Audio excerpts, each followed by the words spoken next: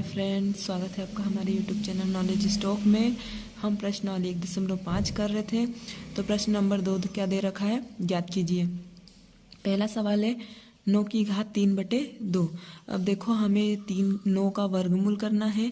तो 9 का वर्गमूल क्या होता है, 3। तो देखो करके बताती हूँ। 3 का गुणा अगर हम 3 से करेंगे तो 3 तिया 9, वापिस से यही संख्या बन जाएगी।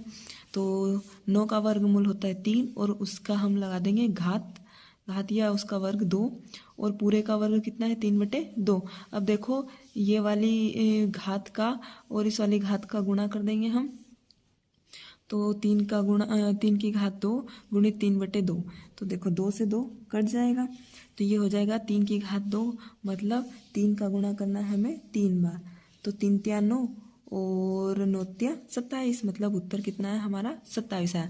अगला देखो 32 की घात 2/5। अब देखो 32 का वर्गमूल कितना होता है, 2 की घात 5, मतलब हम इसको 2 की घात 5 लिख सकते हैं। जैसे 2 गुणित 2 गुणित 2 गुणित 2 गुणित 2, 2 दूनी 4, 4 दूनी 8, 8 दूनी 16 और 16 दूनी 32 होगा। ठीक है, तो 32 का वर्गमूल है 2 और उसकी घात है 5, मतलब ये कितने 1 2 3 4 5, मतलब 2 की घात हम 5 लिख सकते हैं।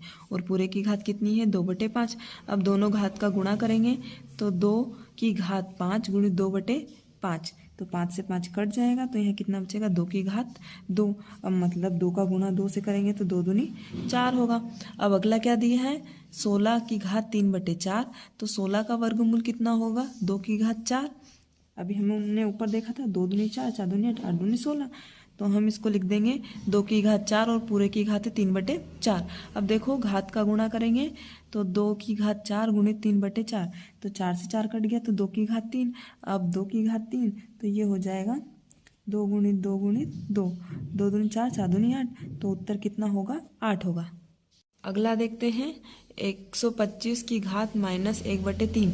तो हम 125 को लिख सकते हैं 5 की घात 3, मतलब 5 का गुणा हम 5 से करेंगे और फिर 5 से करेंगे। 55 25 और 25 का गुणा करेंगे हम तो 125, तो 5 की घात 3 और पूरे की घात -1/3 होगा। तो यहाँ देखो अब यहाँ पर घात का गुणा करेंगे तो 5 की घात 3 गुणित -1/3, 3 से 3 कट जाएगा तो 5 की घात -1 बचेगी। अब 5 की घात -1, तो हम इसको लिख सकते हैं 1/5। अगर इसको हम इसके बटे में भेजेंगे तो ये माइनस का चिन्ह क्या हो जाएगा, प्लस हो जाएगा।